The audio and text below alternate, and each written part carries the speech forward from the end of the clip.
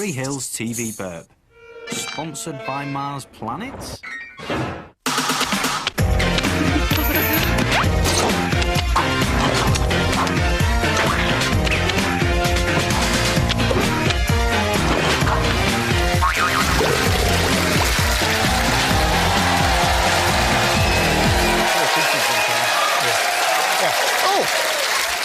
Hello and welcome to TV Burp, Foreign Shadow on Apparitions. Agardum pratana. Anaesthetist doesn't quite get the hang of the defibrillator on Holby. He's down in the first. And Crab enjoys cult Saturday evening TV show on Natural World. Bring on the wall! But the big epidemic that's sweeping through the city of Holby is Brucey syndrome. Yeah, where the victim develops an overpowering desire to do a Bruce Forsyth impression. Problem? Can you hear? I'm concerned that Mr. Jones will Let's have a look at the old scoreboard. Got stuff to do. Didn't Jones Sargent do well? Yes, Brucey syndrome. And I know what you're thinking. What if Brucey himself was to catch it? Well, judging from last Saturday, I think he might have it already. It was Prince Charles's 60th birthday yesterday. Happy birthday, sir. It had everything. Fantastic party. Fantastic. Yeah. I must say, I was amazed at the tune that James got out of Sherry Lungi's legs.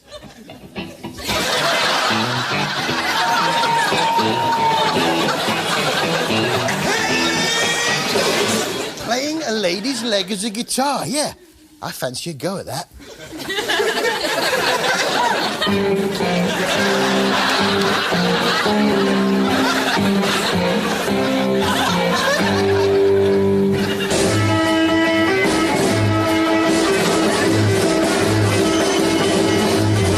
You get the idea with that. Thanks, Mum. What's for dinner? EastEnders now, and Vinny's back and driving his minicab. You ever wake up and wonder whatever happened to your life? I'm 17, Vin. I looked in the mirror this morning. Know what I saw? Bobby Davro? Christian's back from his holiday. Yes, he's mending his ways and not going to be all promiscuous, which meant his mum was helping him have a bit of a clean-up. Must be a bottle of polish around here somewhere. Well, not in there. I did warn you. Just what was in that box? Well, I've managed to get hold of it. Let's have a little look. What's in the box?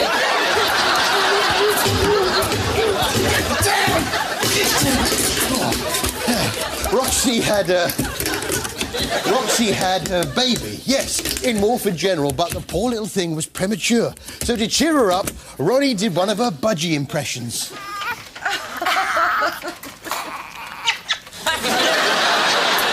Yeah. Oh, I've got a little budgie here. Isn't he nice?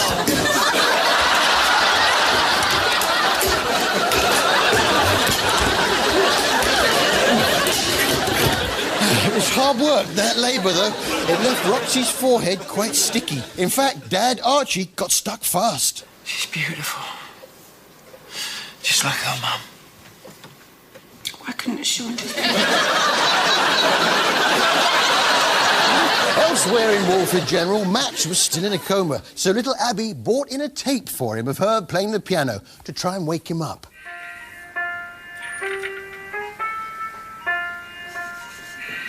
Sorry, Dad. I'm trying to learn it for the Christmas concert at school. Not very good at it. But I will get better, I will. And so will you. You've got to. It's Christmas soon.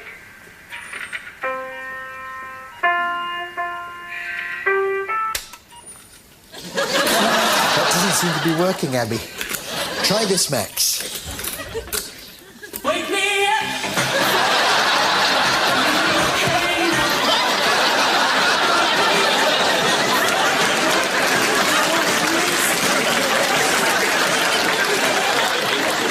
Which brings us to our silly question of the week. Silly question of the week. Do you want a kebab or not?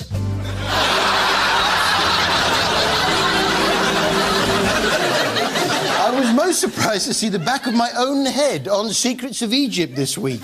This forgotten ruler had intrigued scholars for a century. Ever since his Yes, Secrets of Egypt, which reveals, well, the secrets of Egypt, many of which are held within ancient hieroglyphics. The drawing was old, even by Egyptian standards. Its style dated it to 200 years before the pharaohs. Yet it also bore a symbol with which the pharaohs were linked. The image of the falcon god. Looks like a prawn to me. No, it's the ancient god Horus. I thought it was the prawn king, Findus. Then they revealed a burial mask and immediately rang a bell with me. Inside the tomb itself, excavators found objects that prefigure some of the classic works of art commissioned by the pharaohs. They include the nose and ears from Egypt's earliest life-size statue and ceramic burial. I'd recognise that chin anywhere. Ancient Egyptian burial mask to see you. Mask burial Egyptian ancient. Nice. Coronation Street, and Hayley's back from Africa. Yes, Hayley. She used to be a man. She's back, yeah, but it's going to take a while for Hayley to acclimatise. I noticed the lock on the bathroom door. Yeah, a necessity, I'm afraid, given the circumstances. I'll have to get used to using that.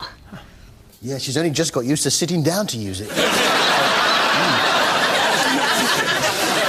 It was nice to see Prince Charles celebrating his 60th birthday by dropping into Corrie for a snack.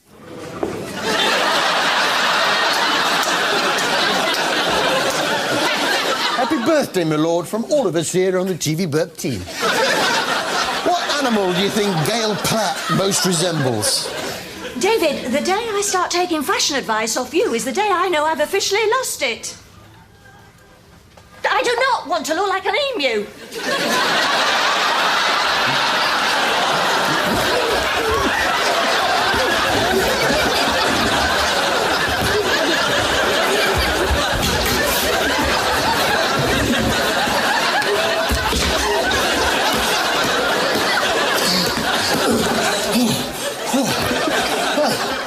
I'm rather excited. I've got 2 tickets for the wife and me to go and see Bear Grylls' Born Survivor on ice.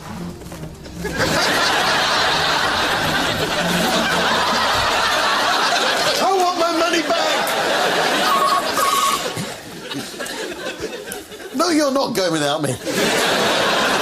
Cheeky mare. Heartbeat now, the show that goes back in time to the 60s, even though it's been on longer than the 60s. Now, normally the pace of Heartbeat exactly suits its Sunday evening slot. In fact, it's called Heartbeat because of its calming effect on the muscle that pumps blood, or heart. But this week, more happened in 25 seconds than in an entire episode. We'll go straight home, love, shall we? No, we're not. Oh, there's... Come on, Mr. Hip, no more trouble. No.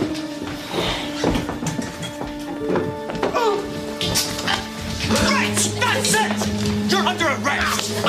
Go quick, everyone, please! What is it, Norman? The village hall's on fire! I think I'm having a heart attack! Do something to calm me down! No Gina tonight? No. Oh, I certainly have an half day tomorrow. I was going to offer to take her into Kirkby. Well, you can't. She's not here. That's more like it. Yes, it soon settled down to its tales of inter-village rivalries set to music from the 60s. I noticed that larger-than-life poacher Peggy has the interesting habit of telling you what letter the first word of her sentence is going to begin with before she starts it. Hey, here's the cat that licked the cream. Hey, just get you off your feet, love. See? Can be a bit annoying now.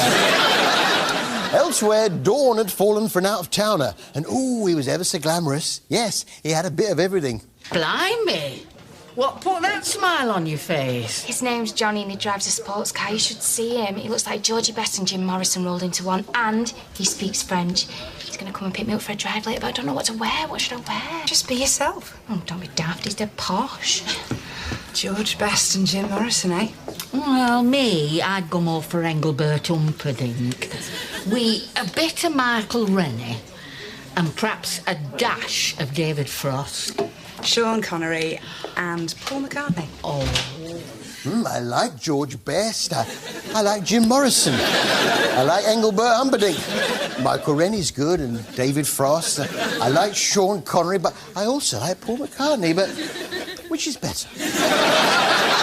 George Best, Jim Morrison, Engelbert Humperdinck, Michael Rennie, David Frost, Sean Connery or Paul McCartney? There's only one way to find out.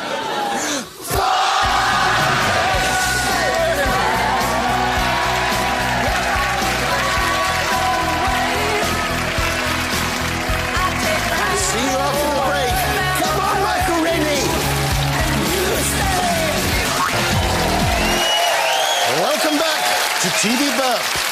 Hole takes Viagra overdose on Hole in the Wall. Bring on the wall!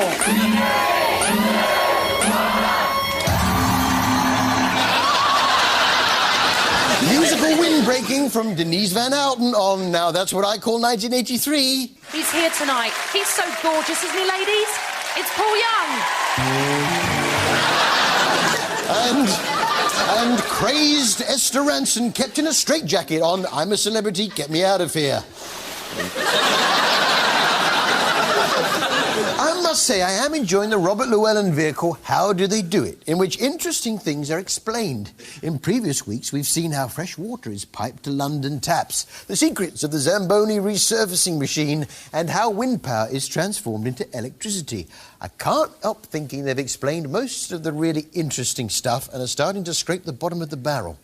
There are around 2.5 million flights every month around the world, and every flight carries hundreds of passengers laden with hundreds of bags. So how do they get the bags to the correct destination at the same time as the passengers? They don't.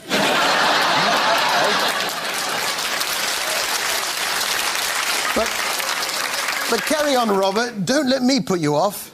At this point, every bag is given a unique 10-digit reference number in the form of a barcode, which is taped round the handle. Without this code, it's unlikely you'd ever see your bag again. And with it, you've got about a 40% chance. Yeah, a 40% chance of having to borrow your wife's pants for a week and rinse your socks in the hotel sink. We've all done it. I've shifted some of the most stubborn stains with a couple of drops of complimentary shower gel. See, in the wrong hands, this sort of detailed explanation could tend towards the dull, but Bob has an uncanny knack of livening it up. So while they ponder which cologne to buy in the duty-free shop, their bags enter the weird world of the baggage transfer system. Because the barcode tags are international, their bags can be tracked through this system. Wait a minute, that reminds me of something. It's You've Been Framed! Right, let's see what's going down at Rosemary Schrager's School for Cooks. Both teams are boning like pros.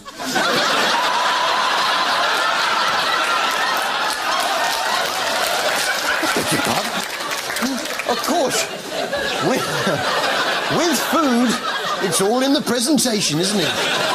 You can cook exactly the same food as someone else, but if the presentation isn't quite right, you get marked down. I'm going to be really nitpicky here, because I feel that you've sort of taken it on the whole plate, so it looks rather big, doesn't it?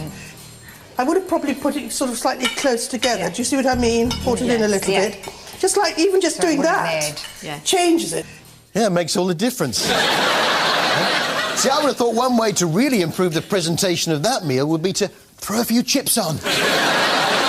Chippy chip! Some of the would-be chefs did struggle, though, with even the most basic procedures. I mean, I've got a steak and kidney pie here, cooked by Marie, who seemed a little bit gung-ho with the knife work. With an unfamiliar knife in her hands, it's not long before Marie slices more than her onion. Gary, except that needs to be cleared up, please. Thank Thank you. You've obviously never used a knife like this. When you use it like that, so be very, very careful. Don't get your hands too close, because it's quite dangerous. It's a wonderful knife to do. Yeah. But take it slowly, all right? Just take it slowly.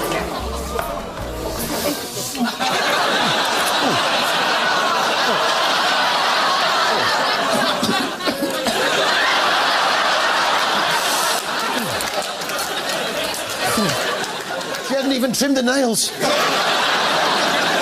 Emmerdale was packed with action this week.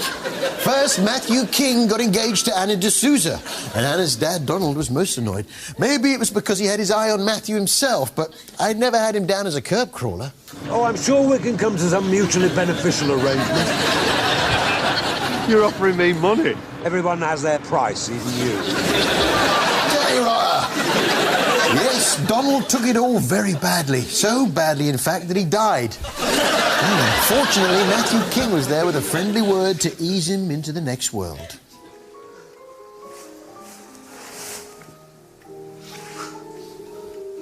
Why'd you have to go and die on me, you old git?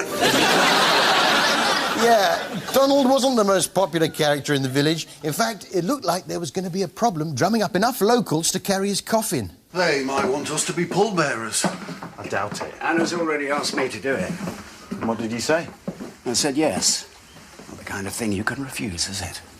Yeah, Rodney was keen, but I wonder who else they managed to get. Let's go to the funeral procession now.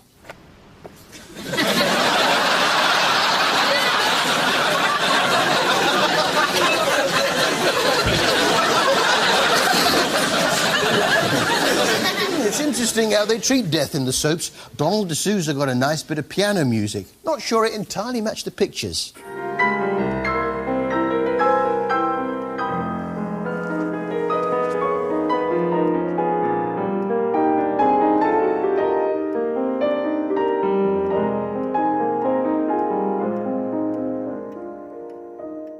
Yeah, I maybe would have gone for something different.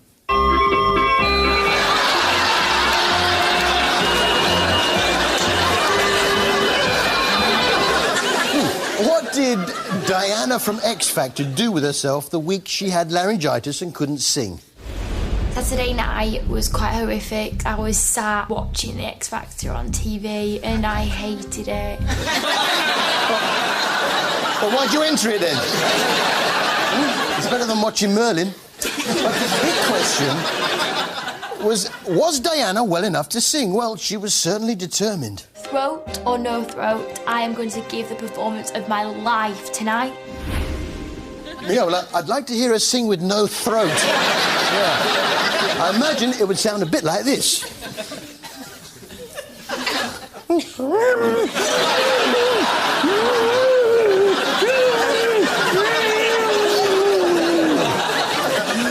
The good news was she did sing, yes. She even threw in a quick Kenneth Williams impression. And all the things that you...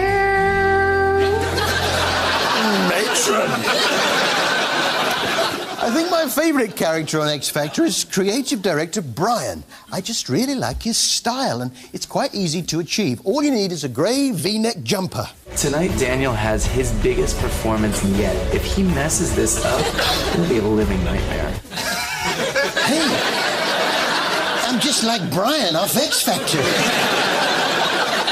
Of course, it was great to see Leona back on the show.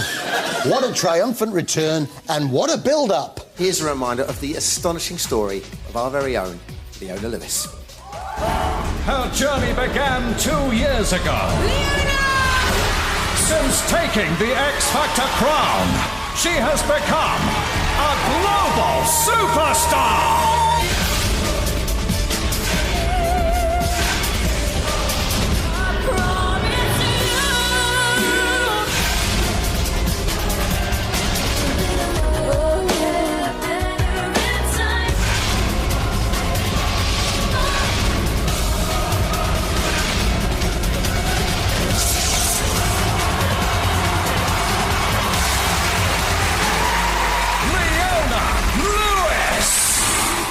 I'd like to see everyone get a big build-up like that, especially Louis.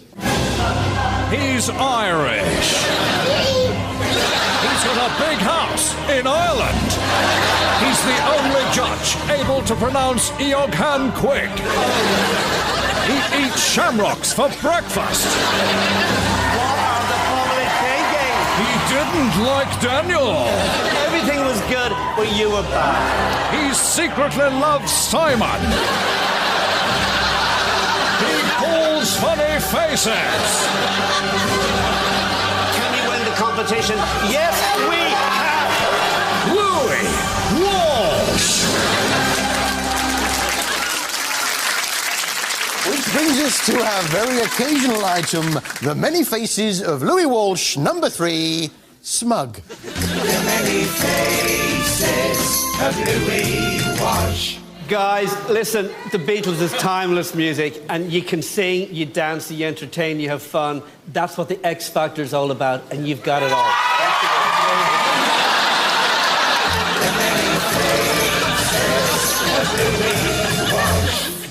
But most interesting of all for me was to meet the contestants' families, particularly Ruth's. You see, she's got a family member who's actually an albino gorilla. The place that I grew up is a little small town of Murcia. It was amazing for me to visit my mom and my family. It was my birthday. It was the best birthday gift I could ever have. So, with Viva España, ladies and gentlemen, it's Senor Guy Lorenzo.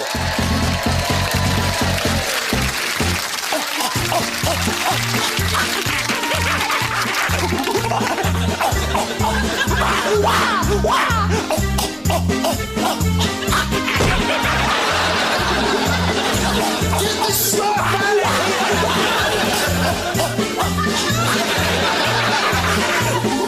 That's all from us here. See you next week.